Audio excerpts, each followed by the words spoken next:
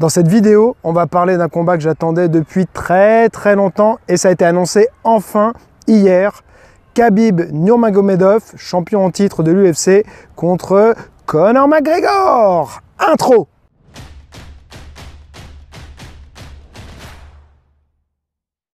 Évidemment, c'est une vidéo qui est pour les fans de MMA, de l'UFC, de Conor McGregor ou de Khabib Nurmagomedov. Donc on va, pour l'instant, le combat n'a pas eu lieu, hein, c'est pour le 6 octobre si je ne me trompe pas, à Las Vegas.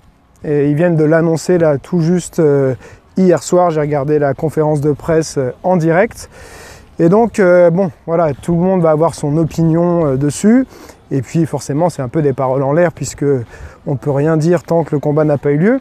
J'essaierai de faire une analyse après combat qui sera sans doute plus intéressante puisque là, on n'est que sur des suppositions.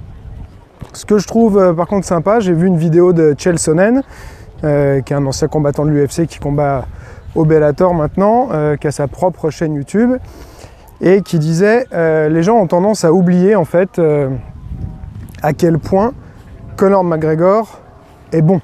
C'est-à-dire que on retient qu'il est devenu une star énorme, mais on oublie parfois en fait son parcours. Et simplement en reprenant un peu son parcours à l'UFC déjà, sans parler de ce qu'il a fait avant, on peut en fait déjà se dire que c'est quand même assez exceptionnel parce que les personnes qu'il a affrontées, il y en a qui n'étaient pas des méga stars ou des grands champions à l'époque, mais qui étaient en devenir. Donc il a quand même, quand on regarde par exemple Max Holloway, il a battu Max Holloway sans trop de problèmes, qui est le champion en titre, qui est super fort, qui a battu 2 fois José Aldo et vraiment qui est considéré comme un des meilleurs combattants actuels quand il n'a pas de problème de santé. Donc Max Holloway, il lui a posé aucun problème. Ensuite, on a Dustin Poirier aussi, qui vient de battre Eddie Alvarez. Eddie Alvarez, c'est pas n'importe qui, hein, donc c'est ancien champion de l'UFC, c'est un mec considéré pendant longtemps, c'était avant qu'il arrive à l'UFC, on considérait que c'était le meilleur combattant de MMA non signé à l'UFC. Donc Dustin Poirier vient de battre Eddie Alvarez, il va combattre Nate Diaz prochainement et normalement il devrait, alors ça va dépendre de son combat avec Nate Diaz, mais déjà là il aurait, normalement pour moi, il aurait eu le droit d'avoir sa chance pour le titre. Donc voilà, en tout cas, voilà, je suis complètement dans l'obscurité. Bon, c'est pas grave. En tout cas, c'est quelqu'un qui pourrait combattre pour le titre facilement. Donc très haut niveau. Conor McGregor, il l'a battu assez facilement. Je parlais d'Eddie Alvarez, pareil. Il s'est fait exterminer par Conor McGregor. Vraiment, il a pas vu le jour. Hein, donc José Aldo, tout le monde a vu le combat. 13 secondes. Alors on peut dire que c'est un coup de chance, mais en même temps, c'est une chance qu'aucun autre n'avait eu avant, puisque José Aldo était invaincu pendant 10 ou 11 ans. Voilà, et donc il s'était jamais fait sonner ou dominer, et là il se prend un KO en 13 secondes. Donc voilà, on voit quand même qu'il a des gens à son palmarès qui sont vraiment d'un très haut calibre, contrairement pour moi à Khabib, qui a un palmarès de malade puisqu'il a 26 victoires, aucune défaite, champion en titre, mais bon, parce que aussi Conor n'a pas défendu sa ceinture. Il est pour moi très fort, Khabib, hein. Forcément on n'arrive pas à ce palmarès là et champion de l'UFC de toute façon en étant mauvais, mais c'est un combat de toute façon très intéressant puisque les faiblesses de l'un sont les forces de l'autre. C'est-à-dire que Khabib, on va dire que le pied-point qu'il a est assez rudimentaire. En tout cas, il n'est pas très joli à voir, mais ça reste efficace quand même. Mais il y a quand même des petits défauts. Hein. On l'avait vu contre Michael Johnson se faire toucher et un petit peu sonner. Hein, c'était pas énorme, mais voilà. Avec un puncher comme Conor, ça pourrait être dangereux. Et à côté de ça, par contre, il amène au sol, il a on va dire une lutte de malade dans le sens où il amène les gens comme il veut au sol. Il n'a pas une lutte un peu comme les lutteurs américains, mais il a une lutte efficace.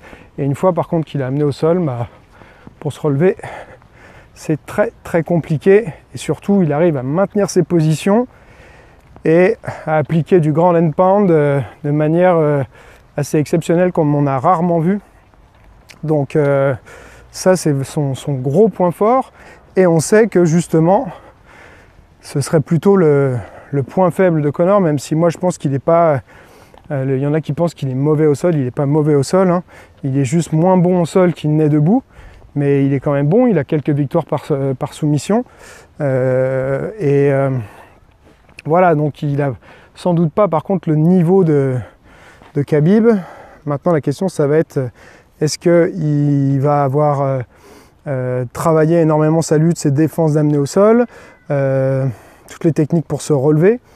Bon, on verra, parce que s'il se fait amener au sol, c'est sûr qu'il va passer un mauvais moment, puisque même des gens qui sont très très bons habituellement pour se relever n'y arrivent pas avec Khabib.